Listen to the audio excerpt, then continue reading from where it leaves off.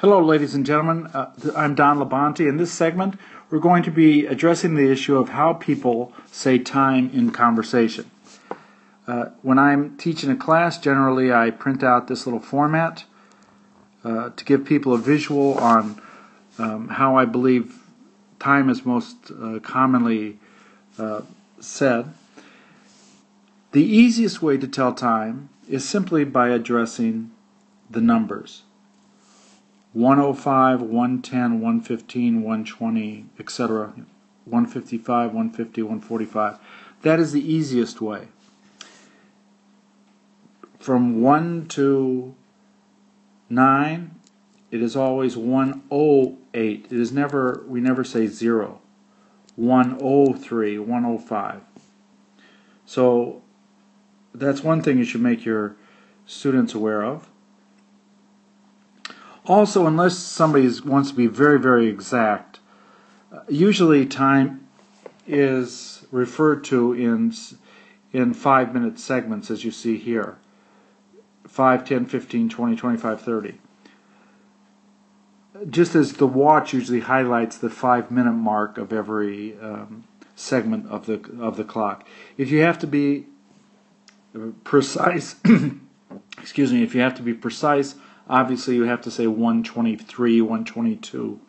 But generally you're going to find people breaking it out into this 5-minute segment. On the right side of the clock,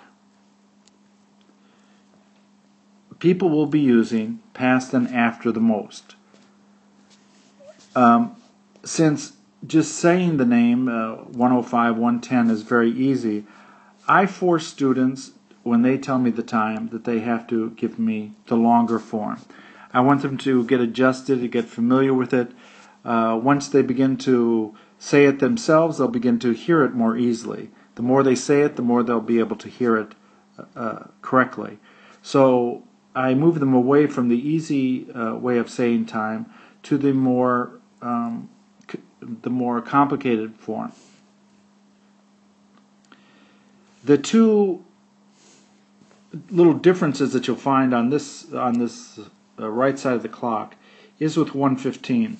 People generally do not say it's 15 past 1, it's 15 after 1. Generally, they'll be saying it's a quarter past or after 1.